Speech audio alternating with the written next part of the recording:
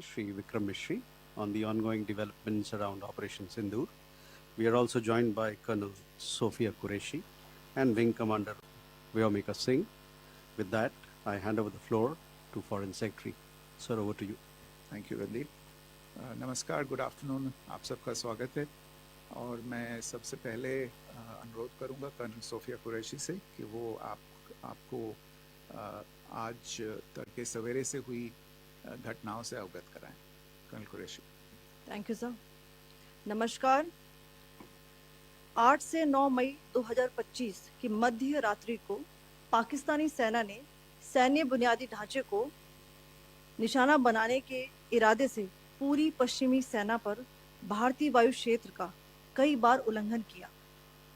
यही नहीं बल्कि पाकिस्तानी सेना ने नियंत्रण रेखा पर भारी कैलिबर वाले हथियारों से गोलीबारी भी की।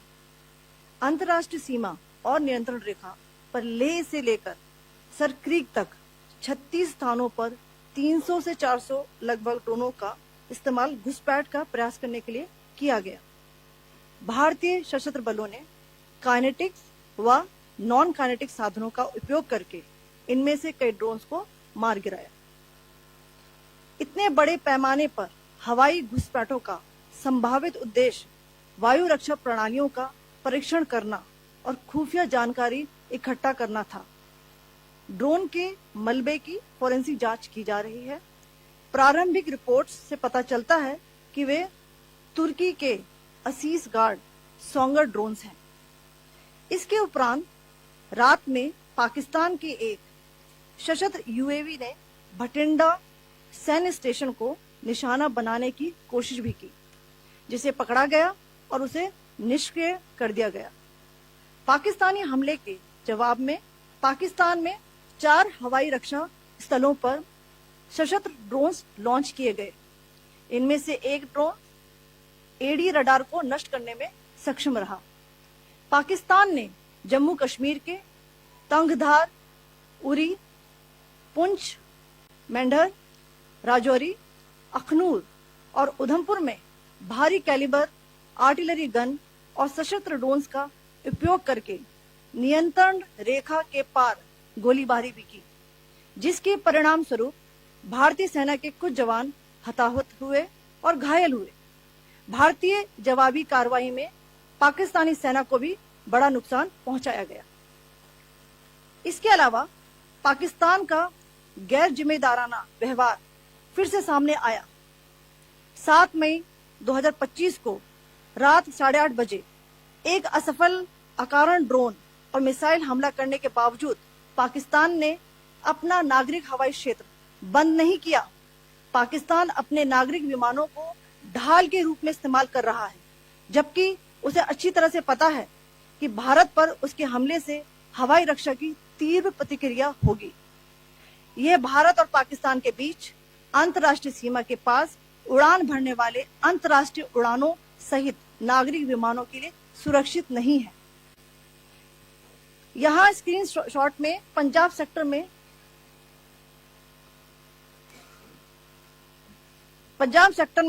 हाई एयर डिफेंस अलर्ट स्थिति के दौरान एप्लीकेशन फ्लाइट रडार 24 का डेटा दिखाया गया है। जैसा कि आप देख रहे हैं यहाँ पर भारतीय पक्ष का हवाई क्षेत्र घोषित बंद के कारण नागरिक हवाई यातायात से पूरी तरह से रहित है। कराची और लाहौर के बीच के हवाई अड्डे मार्ग पर नागरिक एयरलाइंस उड़ान भर रही है। हाई अलर्ट किया गया है विमान फ्लाइनेस एविएशन का एयरबस 320, जैसा कि आप यहां देख रहे हैं, जो कि शाम को 5:50 बजे दमम से शुरू हुआ और रात को 9:10 बजे लाहौर में उतरा। ये सारा डिटेल्स आप यहां देख रहे हैं, ये डिटेल्स यहां लिखा हुआ है। Can you see this?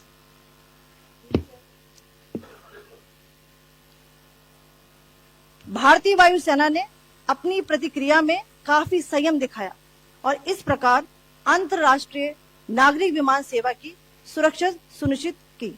धन्यवाद। जय Hind. Sir, good afternoon to you all. On the intervening night of 8th-9th May 2025, Pakistan military carry out multiple violations of Indian airspace along the entire western border with an intent to target military infrastructure. Pakistan military also resorted to firing of heavy caliber weapons along the line of control. Along the international border and line of control, drone intrusions were attempted from Leh to Sir Creek at 36 locations with approximately 300 to 400 drones. Indian Armed Forces brought down a number of these drones using kinetic and non-kinetic means. The possible purpose of these large-scale aerial intrusions were to test the AD systems and gather intelligence. Forensic examination of the drone debris is being undertaken. Preliminary reports suggest them to be of Aziz Guard Songa drone of Turkey. Later in the night, an armed UAV of Pakistan attempted to target Bhatinda military station, which was detected and neutralized. In response to the Pakistani attack, armed drones were launched at 4 air defense sites in Pakistan. One of the drones was able to destroy an AD radar.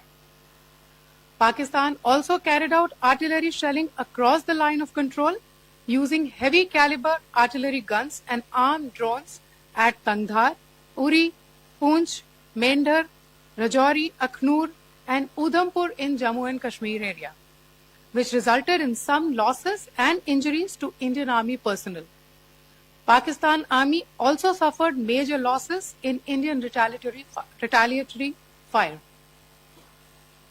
Additionally, Pakistan's irresponsible behavior again came to fore. Pakistan did not close its civil airspace despite it launching a failed unprovoked drone and missile attack on 7th May at 8:30 hours in the evening. Pakistan is using civil airliners as a shield, knowing fully well that its attack on India would elicit a swift air defense response. This is not safe for the unsuspecting civil airliners, including the international flights, which were flying near IB between India and Pakistan.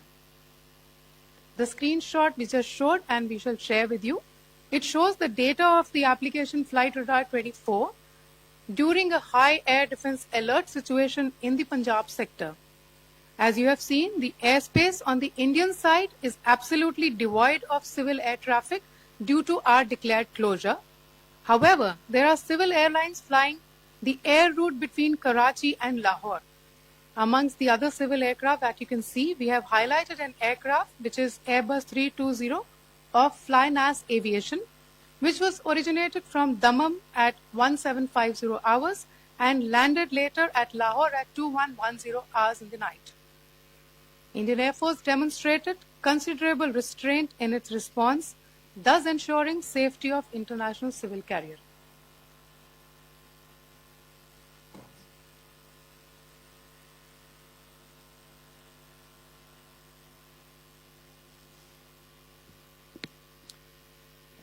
Thank you, Colonel Qureshi, Wing Commander Singh.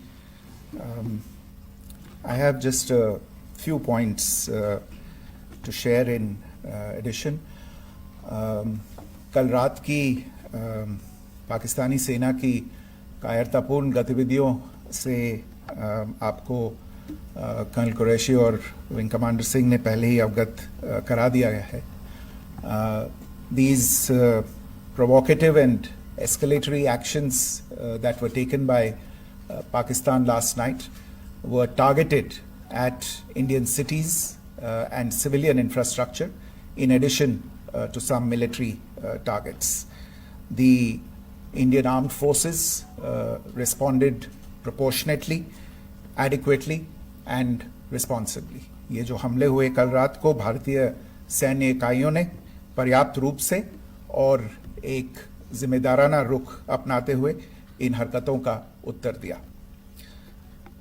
What I want to underline is that the official and blatantly farcical denial of these attacks that Pakistan carried out by the Pakistani state machinery is yet another example of their duplicity and the new depths that they are plumbing in their quest for disinformation.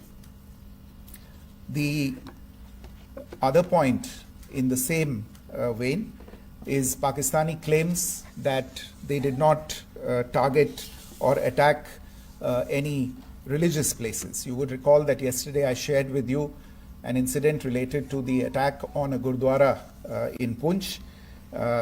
Instead of owning up to these attacks, Pakistan made the preposterous and outrageous claim that it was the Indian Armed Forces and the Indian Air Force that was targeting cities like Amritsar and trying to put the blame on Pakistan. This is nothing but a desperate attempt by Pakistan to disown its acts of aggression, but it is also true to type in its effort to deceive and mislead the world. It will not succeed. The Gurdwara in Poonch in particular was attacked by Pakistan, and some local members of the Sikh community, including a Ragi of the Gurdwara, lost their lives in this incident, as I shared yesterday. TV पर आप इस हमले के चित्र देख सकते हैं. In addition, that we would attack our own cities is the kind of deranged fantasy that only the Pakistani state can come up with. Perhaps they do it because they are well versed in such action, as their history would show. The last point I wanted to make this evening is again this disinformation that is coming from Pakistan about India targeting the Nankana Sahib Gurdwara through a drone attack. This is again yet another blatant lie and part of Pakistan's disinformation campaign. As we saw in the Pahalgam attack, Pakistan is again trying desperately to impart a communal hue to the situation with an intention to create discord. Again, we are not surprised. India's steadfast unity in itself is a challenge to Pakistan. Let me stop there. I have time only for a few questions and be happy to try and answer them. First, I call Siddharth. Siddharth, please. Hi, sir. I'm Siddharth from Beyond. So this is Siddharth, behind, please. The other Siddharth. yes. Hi, sir. I'm Siddharth from CNN News 18. Sir, I only want to know from you the status of Kartarpur corridor. Is it open or not? If you can. I think you're all aware of the situation along the entire India-Pakistan border and the areas around the line of control. In view of the existing security scenario, the services of the Kartarpur Sahib corridor have been suspended till further directions. We'll update you as and when there is a change in the situation. You have a question here, Rishabh? So, good evening, Rishabh from Times Now. So, you spoke about religious places being hit in Jammu. There's another religious place which is a Carmelite nun church that has been hit. What do you have to say about it, if you can explain that to us? Yeah, actually, we do have some information about this extremely regrettable and condemnable incident. During heavy shelling across the line of control in the early morning of 7th May, a shell fired from Pakistan landed just behind the Christ School run by the Carmelites of Mary Immaculate congregation in Poonch. Tragically, the shell fired from Pakistan hit the home of 2 students of the Christ School. Both students unfortunately lost their lives and their parents were severely injured. Another Pakistani shell struck a Christian convent of nuns belonging to the congregation of the Mother of Carmel, damaging water tanks and destroying solar panel infrastructure. Several priests, nuns, school staff and local residents took refuge in an underground hall beneath the Christ School during the shelling by Pakistan. The school happened to be closed at the time, fortunately. Otherwise, more losses would have occurred. Again, we have seen the Pakistani side targeting and shelling places of worship with a particular design. This includes gurdwaras, these convents and temples. This is a new law even for Pakistan. You have a question here, Pranay? Sir Pranay Upadhyay Amar Ujala से। Sir कल आपने इसी podium से पाकिस्तान के IMF bailout को लेकर और Indus water treaty को लेकर जो टिप्पणी की थी उसकी पाकिस्तान में काफी तीखी प्रतिक्रिया भी आई और उसके बाद हमने देखा कि पाकिस्तान की तरफ से किस तरीके से लेह से लेकर भुज तक पूरी बॉर्डर के ऊपर जो इन्वेजन था वो किया गया। मौजूदा सिचुएशन के अंदर पाकिस्तान के बेलआउट पैकेज को लेकर और पाकिस्तान के इन अटेम्प्ट्स को लेकर आपका क्या असेसमेंट है? और दूसरा ये भी जानना चाहेंगे कि पाकिस्तान की तरफ से ये जो अटेम्प्ट किया गया था उसका भारत ने अभी तक उस तरीके का कोई जवाब नहीं दिया गया है, तो क्या भारत इसका जवाब देगा जो कार्रवाई हुई है बीते 24 घंटों में? देखिए प्रणय, जहाँ तक इंडस वाटर्स ट्रीटी का सवाल है, मैंने कल विस्तार से उसके बारे में इसकी चर्चा की है।